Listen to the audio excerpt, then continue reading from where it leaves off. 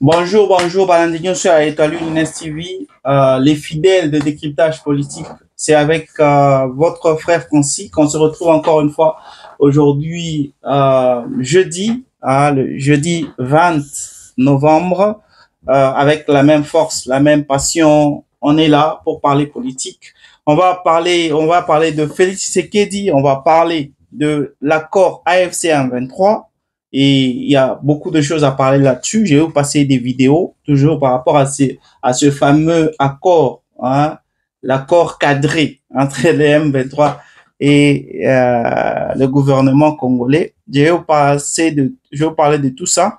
Alors, sans plus tarder, je vous passe la première information. C'est le recensement national qui va coûter 188 millions de dollars. Selon Judith Assouminwa, qui est la première ministre du gouvernement de Félix Tshisekedi. Pour ceux-là qui ne le savent pas, le premier recensement en RDC s'est fait du temps de Mobutu, c'était en 1984. C'est là qu'on avait fait le premier recensement. Et là, le gouvernement de Félix Tshisekedi prévoit de faire la même chose l'année prochaine. Ça a déjà été signé. Le gouvernement a alloué ce montant de 188 millions de dollars. On veut recenser la population, savoir il y a combien de Congolais en RDC, savoir où sont, parce qu'il y a des endroits en 1984 qui n'étaient pas habités. Aujourd'hui, il y a des personnes tellement qu'il y a multiplication. On est passé des 60 millions à 120 millions. On doit savoir où vivent ces 120 millions dans tous les territoires qui sont occupés par les Congolais. Ceux-là qui vont être sur le terrain pour faire ce boulot, ils doivent aller partout pour savoir où vous êtes. Donc, ne soyez pas surpris quand on vient taper à votre porte pour demander qui est le père, qui est la mère, vous êtes à combien dans votre maison. C'est les recensements que le gouvernement prévoit, parce que les données de 1984 sont obsolètes. Donc, on veut que tout se passe vraiment, tout se passe maintenant. Les données actuelles, les données plutôt soient actualisées pour qu'on sache qui vit où et on est à combien. Hein? C'est quelque chose qui doit se passer régulièrement dans les pays qui sont développés. C'est chaque année qu'on connaît le nombre d'habitants en RDC. C'est depuis 1984 que cela s'est fait. Donc, c'est une bonne initiative que nous encourageons. Vraiment, c'est bien, mais j'aurais aussi souhaité que par la même occasion, qu'on puisse donner des cartes d'identité à tous les Congolais, parce que ce n'est pas normal que nous puissions seulement avoir des cartes d'électeurs. Hein. Donc, les cartes d'électeurs, pour ceux-là qui ne votent pas, donc c'est-à-dire ils ne sont même pas identifiés. Il faut les voir quand les Congolais se déplacent pour aller dans un autre pays. Comment savoir que vous êtes demandeur d'asile? Vous venez, qu'est-ce qui explique quelle est la preuve que vous êtes Congolais? Voilà pourquoi dans d'autres pays qui acceptent les demandeurs d'asile, il y a des gens qui viennent du Burundi, il y a des gens qui viennent de l'Ouganda, du Congo-Brazza, du Cameroun, parce qu'on sait que dans ces pays-là, on accepte seulement les demandeurs d'asile qui vivaient dans des zones à conflit. Alors, on regarde le pays, là où il y a la guerre, on voit le Soudan, on voit la RDC. Alors, c'est facile de dire que vous êtes Congolais et surtout que nous, les Congolais, on n'a pas de carte d'identité. Donc, c'est grave. C'est une honte, vraiment. Je prie vraiment notre gouvernement de penser aussi à cela parce que c'est bien d'identifier la population, mais si tout le monde peut avoir une carte d'identité, vous n'avez pas besoin de faire le recensement parce que vous aurez déjà tout enregistré dans votre database. Vous savez que on a les cartes d'identité de 120 millions de Congolais, par exemple, 120 millions. Quand il y a un nouveau-né, c'est la responsabilité des parents d'aller enregistrer l'enfant pour que l'enfant soit aussi enregistré dans les systèmes. Comme ça, vous n'avez pas besoin de faire les recensements. Un pays aussi vaste que le Congo, un pays continent, hein. Comment est-ce que jusqu'à quand on va commencer à faire ça? Donc là, vous allez dépenser 188 millions de dollars que vous pouvez économiser prochainement, si et seulement si vous pensiez à créer des cartes d'identité. Pas seulement attendre 18 ans pour voter. Donc, de 0 à 18 ans, vous n'avez pas de carte d'identification. Vous voyez. Donc, pensez à cela, créez des cartes d'identité. Ça va vous éviter tout. Et les personnes qui sont dans les villages, ils sauront qu'il y a des bureaux administratifs, il y a des ministères, des bureaux des ministères des Affaires étrangères dans toutes les provinces, dans toutes les villes, créés comme ça. Comme ça, il y a des agents qui travaillent là-bas. La population peut aller juste dans ces bureaux-là et se procurer des cartes d'identité. Ouais. Ça va beaucoup aider et économiser l'argent du trésor public. Alors là, c'était la première information. La deuxième information, c'est le président Félix Tshisekedi qui a été nommé président de la CIRGL, qui signifie la conférence internationale sur la région des Grands Lacs. Il y a beaucoup à dire là-dessus. Je vais vous lire quelque chose.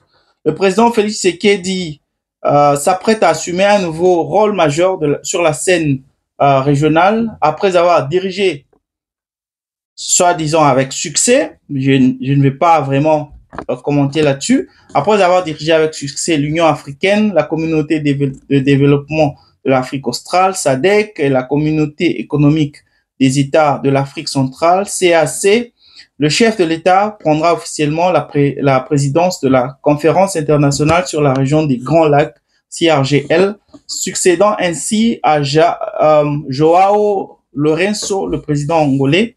L'annonce a été faite par Tina Salama, porte-parole du chef de l'État, sur son compte X, après avoir assumé des mandats fructueux à la tête de l'Union africaine, de la SADC, de la CAC. Le président Félix Tshisekedi prendra le bâton de commandement ce samedi 15 novembre de la conférence internationale sur la région de Grand Lac. Alors, toujours par rapport à ça, il y a des mesures ou des décisions qui ont été prises, ou je peux dire des vœux qui ont été émis.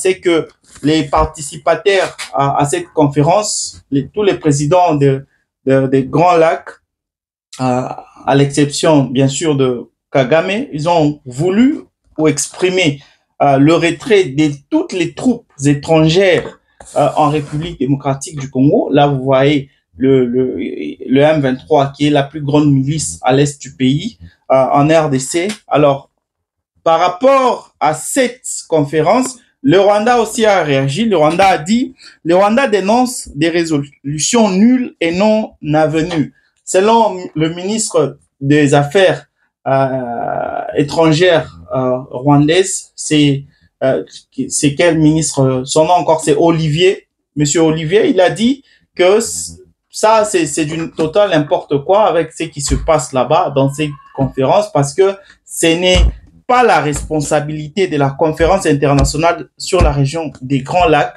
à statuer sur les troupes étrangères, ni dire quel pays, quelles troupes doivent quitter le pays de la RDC, parce que cela n'incombe pas à cette conférence. Cela revient aux pays qui sont mandatés à cela, c'est-à-dire les États-Unis et Qatari, qui sont dans cette affaire pour essayer d'apporter la paix. Donc, cela n'incombe pas à cette conférence de statuer sur la paix en République démocratique du Congo. Donc, c'est un monsieur qui s'ingère dans tous les dossiers de la RDC quand il y a tel qui dit que non, vous devez apporter la paix en RDC, les troupes doivent quitter. Lui, il est là pour dire non, vous ne pouvez pas dire ça. C'est un peu comme quand Macron avait dit que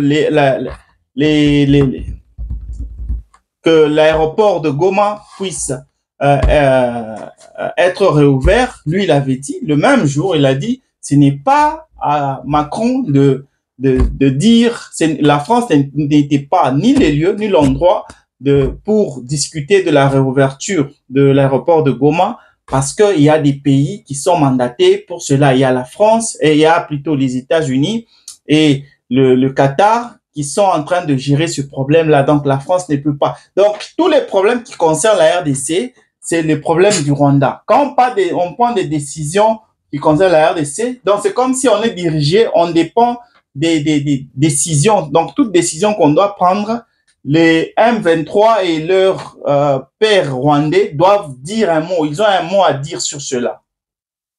Mais on se dit, vivre dans un pays souverain, un pays que l'on contrôle. Mais c'est le Rwanda qui doit décider de ce qui se passe. Des décisions qui sont prises même par d'autres pays, par d'autres présidents. Lui, il doit s'ingérer pour dire non, c'est pas à vous de dire ça. Je vais pas trop parler là-dessus. Je vous passe à une autre information. Là, on parle maintenant des fameux accords entre la RDC, et le M23. Je vais passer des réactions des opposants, pas des opposants, mais il y a la réaction du porte-parole de M23, il y a leur président qui a aussi parlé. Donc, c'est 3 vidéos que je vous passe maintenant. Après quoi, je vais dire mon mot. Que nous sommes à Doha justement pour trouver la paix. Et si notre engagement pour la paix est malmené par les habitudes de Kinshasa, de ne rien respecter, cela ne peut pas changer notre foi à une solution politique pour la crise qui nous oppose au régime de Kinshasa. Le régime de Kinshasa a une réputation que tout le monde connaît. Et c'est une réputation même au niveau international.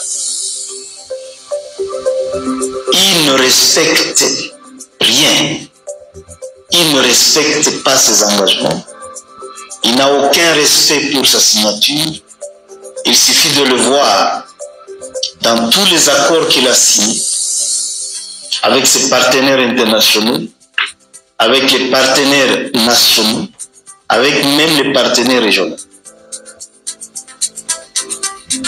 Lorsqu'il participe à un forum international des chefs d'État ou un sommet des chefs d'État, il se met d'accord sur un certain nombre de choses et même sur le communiqué final. Et quand M. Tshisekedi arrive à Kinshasa, il publie son propre communiqué qui a un contenu autre que celui sur lequel ils se sont mis d'accord. Nous sommes partis à Doha, connaissant l'homme, sachant qu'avec lui, même si nous aboutissons à un accord, cet accord ne sera jamais respecté. Et notre démarche à Doha aujourd'hui est de démontrer à la communauté internationale que si nous avons pris les armes pour nous défendre, c'est parce que nous étions en face, et nous sommes encore en face, d'un régime qui n'entend pas raison. Vous savez, vous avez dit que nous avons signé un certain nombre d'actes, en commençant par le communiqué conjoint d'avril 2025, qui instaurait une cessation des hostilités en guise des festivités de Pentecôte. Le lendemain de la signature, les offensives gouvernementales se sont poursuivies. Jusqu'au jour où nous avons signé ce que nous avons appelé les déclarations de principes, qui qui prévoyait deux activités, notamment la libération des prisonniers et les cessez-le-feu. Jusqu'à présent, il n'y a aucun prisonnier qui est libéré. Et là, je vais corriger. Le terme échange de prisonniers ne fait pas partie des principes ou de la déclaration de principe. Nous avons bel et bien parlé de la libération des prisonniers. Le terme exchange ou bien échange de prisonniers a été introduit dans le processus par le CICR. Mais cela n'est pas conforme à ce sur quoi nous sommes mis d'accord. Dans la déclaration de principe, nous parlons de la libération de prisonniers. Évidemment, on comprend que le CICR, il a certains termes qu'il utilise et qui ne sont pas nécessairement les nôtres. Alors, le deuxième point, dans la déclaration de principe, est la cessation des hostilités ou bien le cessez-le-feu. Et jusqu'à présent, comme nous l'avons démontré, le coordonnateur l'a démontré, il n'y a jamais eu de cessez-le-feu.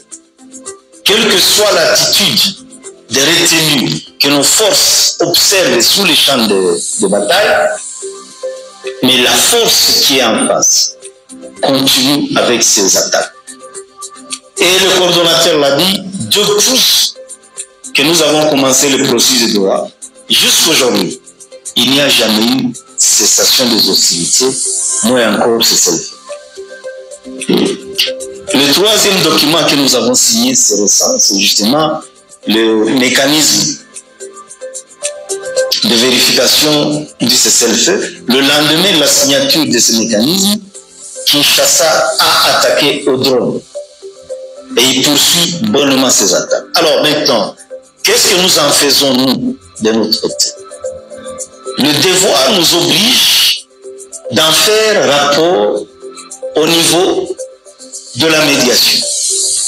Et j'ai tout un tas de correspondances ici, des dénonciations que nous faisons à la médiation, de toutes ces violations de cessez-le-feu. La dernière note que nous avons envoyée à la médiation date, je crois, du mois d'octobre, le 18 octobre, où nous exigeons que nous puissions faire l'évaluation du processus, de tous les actes que nous avons signés. Que nous nous interrogeons si la libération des prisonniers a été effective, si le cessez-le-feu est observé par tous, et que l'on tire les conséquences. Je peux vous dire aujourd'hui, et c'est avec regret que nous le disons, c'est d'ailleurs la raison pour laquelle aussi nous organisons cette conférence de presse, c'est de vous dire que nous n'avons jamais reçu une seule correspondance de la médiation en réponse à toutes ces violations de cessez-le-feu. Nous n'avons jamais reçu de la médiation une quelconque condamnation de celui qui viole le cessez-le-feu. Cela signifie quoi? Signifie que ce que nous faisons à Doha n'a aucun impact sur la vie de nos populations. Alors que nous allions à Doha, nous nous disions que si d'abord nous pouvons obtenir la cessation des hostilités, de manière à permettre à notre population de se mouvoir librement, de s'adonner à ses activités, de continuer à vivre normalement comme elle vivait avant la guerre, que ce serait déjà un grand pas pour nos populations, un grand soulagement pour nos populations. Mais que si Doha ne peut pas nous donner la paix, la cessation des hostilités, si Doha ne peut pas nous donner des garanties de la résolution des causes profondes, nous nous interrogeons, et c'est aussi l'objet de cette conférence, de nous interroger ensemble de la nécessité de la poursuite de notre présence à Doha. Il viendra un moment où nous prendrons nos responsabilités, même si ce n'est pas aujourd'hui.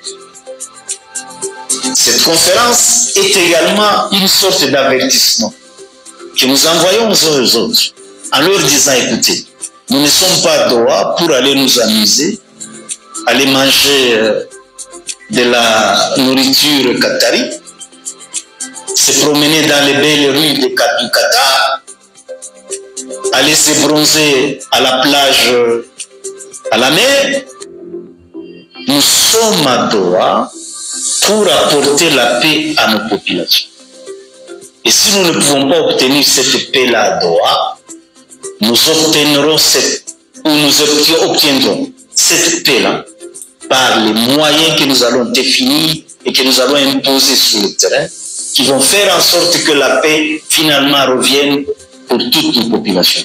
Et c'est ainsi que nous disons, et le coordonnateur l'a dit. Kinshasa poursuit ses offensives contre l'opposition, contre nos militaires. Malgré tout ce que nous disons, malgré tout ce que nous faisons, malgré tous les sacrifices que nous acceptons, que nous consentons, nous prendrons nos responsabilités à partir d'aujourd'hui. Nous répondrons coup sur coup,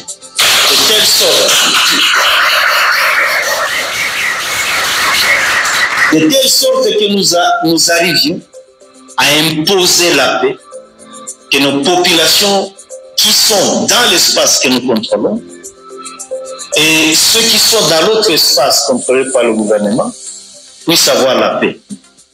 Regardez ce qui se passe dans l'espace contrôlé par le régime de Kinshasa.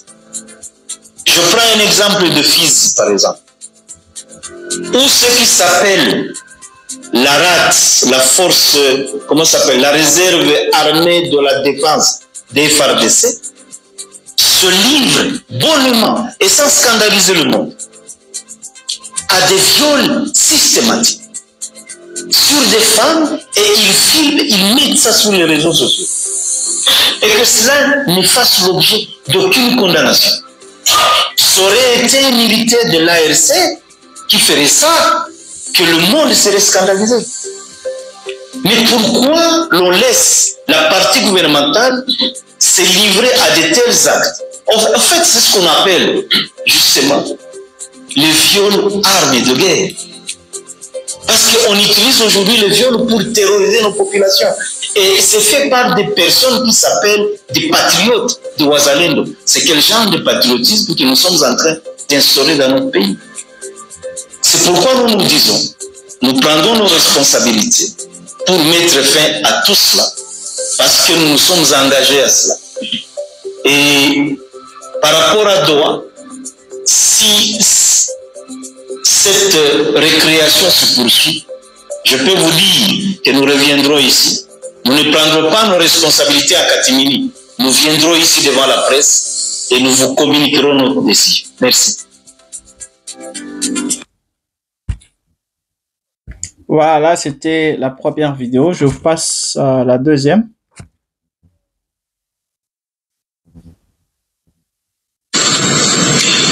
Nous venons de signer un accord cadre de Doha, un accord cadre bilatéral entre le gouvernement de la République démocratique du Congo et l'AFC M23.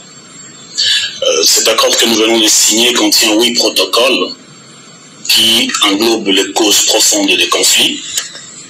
Et en fait, ces protocoles sont comme des chapitres qui seront développés. Ces protocoles sont des causes profondes combinées qui seront négociées, puis signées, et ce sera la consécration d'aboutir à un accord de paix global. Les protocoles vont déterminer les matières à discuter, les calendriers de mise en œuvre et les acteurs qui vont procéder à cette mise en œuvre.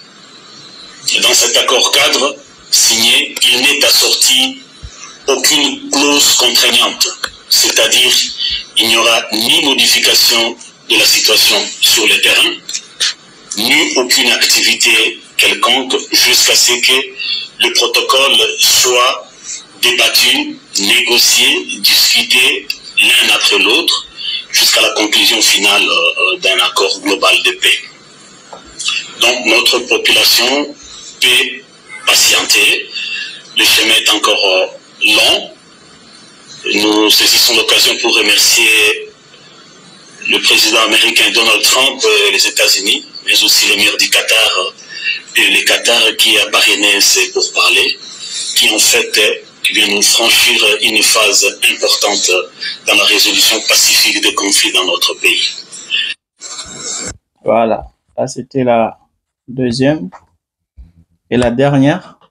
Nous voulons la paix. Et si nous disons nous voulons la paix, c'est pas dire que si on nous attaque, nous n'allons pas répondre. Nous allons répondre à toute éventualité. Nous avons cette force-là de les maîtriser. Là, c'est le porte-parole militaire de la Ils sont maîtrisables.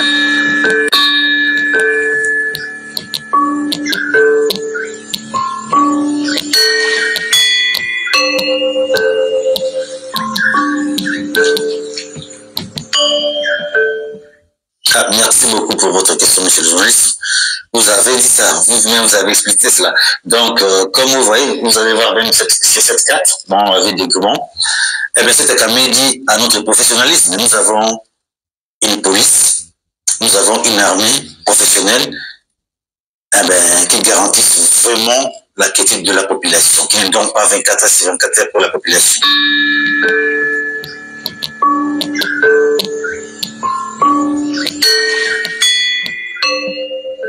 Tu vois que nous, en fait, là, il faut d'abord recourir la notion de l'État. Donc, l'État comme une personne morale de droit public qui personnifie la nation. Donc, à l'intérieur, tout comme à l'extérieur, c'est l'administration. Tu vois, nous avons organisé l'administration dans la ville et dans les périphéries. Eh bien, nous avons mis l'administration sur tout le plan. Donc, sur le territorial, nous avons le maire de la ville, nous avons le chef de quartier, nous avons les anciens du territoire. Tout le monde travaille pour la quiétude, pour la paix de la population. Sur le plan sécuritaire, nous avons une police maintenant qui est dirigée par le colonel Guillaume et le colonel Mamba et le colonel Kapassi. Et dans le territoire, nous avons ce que nous appelons le force d'autodéfense. Eh bien, nous avons le colonel Batatioka qui est avec son adjoint Mugabe qui sont dans les Massissi. Eh bien, sur l'axe de rupture, donc il comprend Bare, Kiringa, Mongera et Nyamilémon, il y a le major Bitsenge. Eh bien, sur l'axe de Lubero, nous avons le commandant Safari et sur l'axe Mourime, nous avons Guanamiza. Donc, tout le monde là, il y a les autodéfenses qui travaillent comme une police de proximité dans le milieu un peu éloigné. Mais dans la ville, nous avons la police. Une police professionnelle et bien formée. Et bientôt, ils seront déployés partout dans les zones sous notre contrôle. Et nous avons aussi maintenant, bientôt, il y a un peu ce que vous avez suivi. Le mécanisme devrait mettre sur le plan magistral, donc la justice. Bientôt, ça sera fonctionnel. Donc partout, nous aurons des magistrats, nous aurons des tribunaux, des cours de tribunaux, partout. Alors, nous avons formé les OPJ. En tout cas, sur ces plans-là, nous avons garanti la sécurité de la population dans ce sens-là. Et tout le monde travaille pour la quiétude de la population.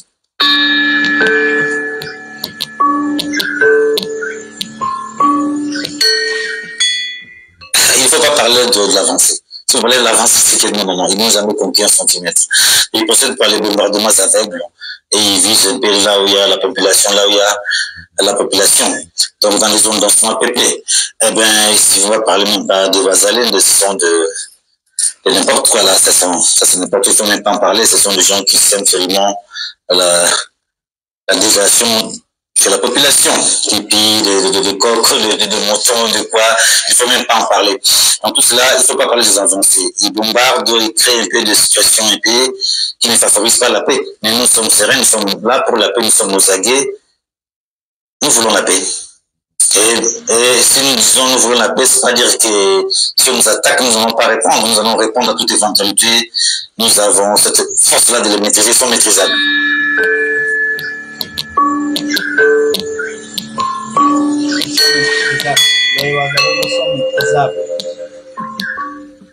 En fait, ce que nous regrettons. Protéger la population, c'est l'affaire de l'État. Alors l'État est démissionnaire dans ce sens. C'est l'État qui fait cela.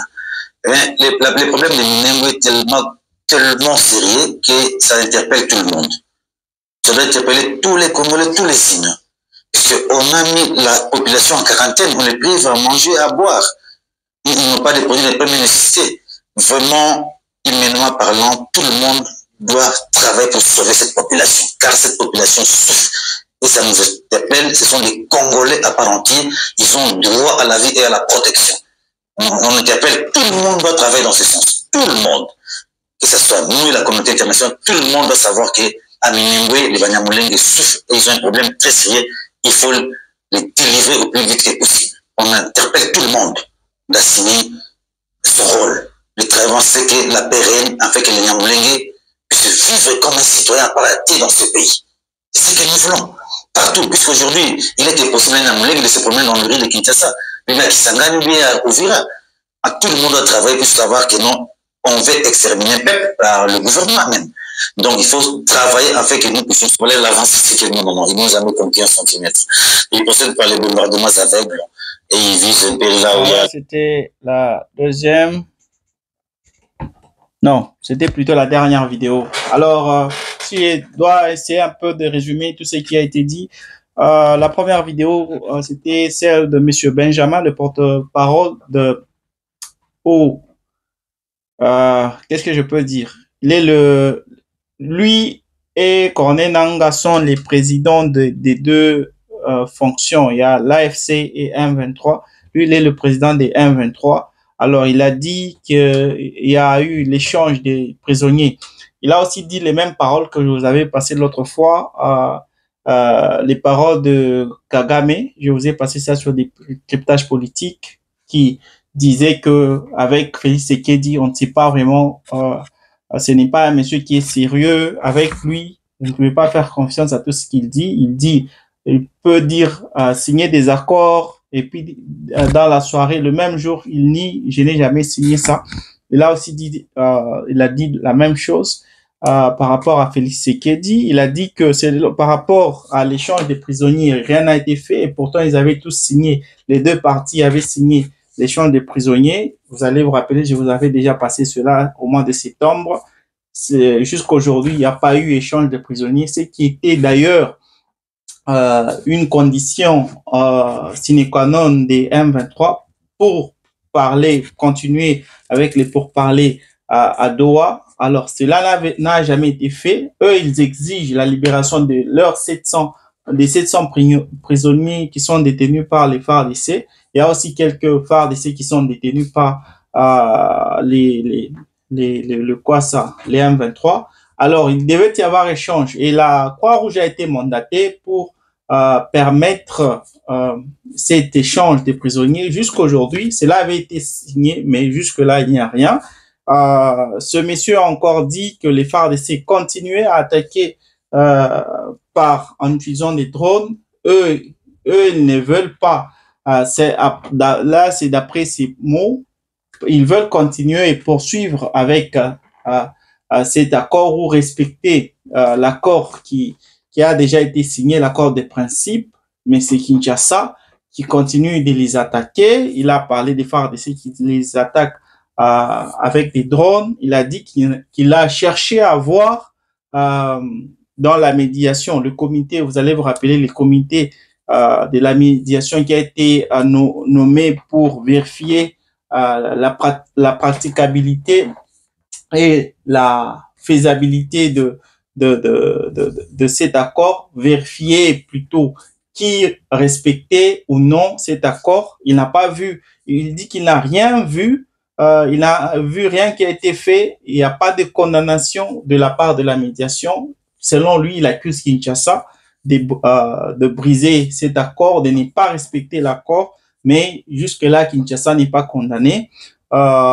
Il a dit aussi que ce que nous faisons à Doha n'a jusque-là aucun impact sur la population, c'est-à-dire la population continue à souffrir, il y a des problèmes qui sont toujours là. Alors, à la fin de son discours, il a dit, nous, à partir de maintenant, nous reprendrons nos responsabilités, nous répondrons coup sur coup. Là, c'était les mots qu'il a dit. La deuxième vidéo, c'était celle du porte-parole des M23. Il a dit, si cette récréation continue, nous reviendrons vous parler de notre décision. Il n'y a pas de modification sur le terrain. Là, c'est en général tout ce qu'ils ont dit. Par rapport à ça, vous voyez, si quelqu'un veut mentir, il va chercher à trouver tous les mots possibles. Si ces personnes, vous ne connaissez pas la situation qui se passe à l'Est, vous allez comprendre facilement que ces gens-là ont raison et ils sont en train de mentir, ce qui est totalement faux.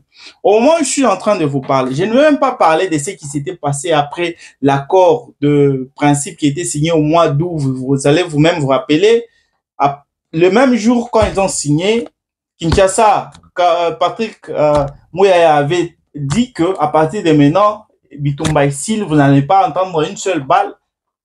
Le même jour, le M23 dénonçait cela, disait non, pas question, nous on continue. On n'a jamais dit qu'on va quitter ou que la guerre était terminée. Le même jour, les M23 tuaient les gens.